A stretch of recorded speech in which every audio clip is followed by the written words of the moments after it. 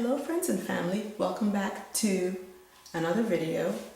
In this video I am going to show you how to freshen up crochet braids. So usually when you do crochet braids with a part, when your hair starts to grow out, the part gets wider and wider and it starts to look a little old and untidy and unkempt. So in order to freshen it up, if it's not time for you to take it out yet, you can add more crochet, whether it's the hair or braids, to the certain parts of the area that is getting wider, so that it actually starts to look more fresh. So I have my daughter in this video and her hair grows ridiculously fast, and this crochet hairdo is 3 weeks old. So anyway, she has a lot of growth, so the part has widened, and so I am showing you in this video how to refreshen your crochet to make it look almost brand new. Take a look. So my daughter has a performance the next day, which is tomorrow, so I am going to try to freshen up her crochet braids. Now, looking at this part of the video, this is something I definitely don't want you to do. Leaving the crochet braids to the point where it is so loose right there. When it is loose like that, you actually end up pulling out your hair whenever you try to style it, because as you can see, there's been a lot of growth and there's hair there, but it's just very thin. Don't allow your crochet to be that much grown out where you have about an inch of growth underneath, because you will end up pulling out your hair when you're styling it. So I am a little late in the game for this, and so I'm trying to fix it, but I should not have allowed it to get to that point. As you can see, she does have hair there. It is naturally thin, and so I'm able to fix it by actually tying that hair on that braid back to the braid behind it. That way you secure the braid at the edge and it doesn't keep pulling.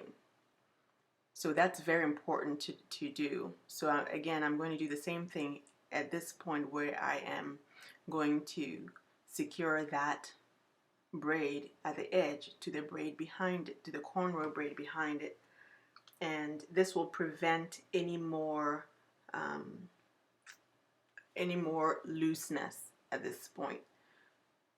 So her edges will be preserved. And it's very important, as you pull the crochet, as you do the loop and you pull it, you need to hold the base of the hair. That way you don't pull the hair out of the scalp. So as you can see, I hold the base and then I tighten the loop that way. It's very, very important, because you see how frail the edges are right there. You don't want to make it any worse than that. So here you go. So as you can see, those two cornrows have been joined, and they actually look like that's how they originally were, right? Okay, and she still has some growth right there that I'm going to also secure with another crochet, so that that one doesn't grow out like one in front of it and cause any breakage. So if you see any kinds of hairs that are loose around there, you can definitely add it to that crochet that you're about to loop in, and that way the hair looks neater and you don't have a lot of strays at the edges, making it look unkempt and old. So that's what I'm doing there. Again, I'm holding the base before I tighten the loop, because we do not want to lose the edges. And I check with her every time I'm doing this to make sure it doesn't feel too tight. As soon as she says it's too tight, I will have to take it out, because there's no point in trying to look good and losing your hair. So looking at the other side, I'm going to do the exact same thing. You see how much growth there is? Yeah. And this is in 3 weeks. So I am going to again join those two braids so that they are anchored and secured, and We do not have breakage. It's very important. You can tell it by the gap there that there's already been some breakage. And again, that was my fault in not addressing this sooner. You don't want to do that. So what I will be doing is applying emu oil to that spot, and to make sure that the pores remain open, and that the follicles remain open, and that the hair continues to grow there. So there is the improvement. As you can see, that gap used to be about maybe 2 inches wide, and now by the time I'm done, it should be maybe ½ an inch wide, and that's how you want it. But don't overdo it though. It's very important that you don't overdo this. If you keep adding too many crochet braids, again, you will defeat the purpose and put too much tension on the hair at the roots, and you might lose the hair. So please use caution in doing this, and make sure that you don't put too much tension on the hair. Again, I ask her with every one that I add to make sure that it is not too tight. And so here we go. Huge difference, right? It looks freshly done, unless you look at the ones at the back that now look a little bit loose. But the edges look great, and now she wants me to style it because she has a performance the next day, and she wants to look gorgeous for her performance. So that is what I am doing now. I am trying, as you can see, not to put any kind of tension on the edges.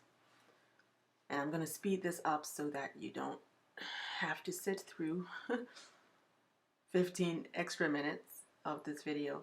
So yeah, I'm trying to do a braid at the edge, right at the edge, to prevent her from pulling the hair from the edges again, because she does a lot of ponytails, and that of course can cause tension at the edges. So this is what I'm doing to prevent that problem. So I do a nice braid at this edge, and then I will do another braid at the other edge, and then I'll join them at the back and make some kind of a snazzy poof so that it looks intentional and it looks regal almost, and doesn't cause tension at the edges, and so she can look fabulous and keep her edges. So she's checking out, you know, the video to see what it looks like. As you can see, you can't tell from her face that there's any kind of pain or discomfort, right? And that's very important. You want to monitor your client, whether it's your child or somebody else, to make sure you're not causing any kind of pain, because no hairstyle is worth any pain. Okay, so I was gonna just do a twist there, you know, a flat twist, but I decided against it. I think I'll just do the 3-strand cornrow again, and that looks a lot better. So after this, I'm going to show you the before picture and the after picture. Now, when I took those two pictures, they actually looked a whole lot more drastic in the photograph than in person. So bear with me when you see that it is not as horrible as it looks. She looks bald in those patches when you see the before and after picture. That will be coming up in 3, 2, 1, 0 seconds. So there you go. So that is how wide that gap was. And this is the after picture. You see the difference. And so now you see her hair all done, all freshened up. She's ready for her show. Thank you so much for watching, and please subscribe. I will see you in the very next video. Thanks.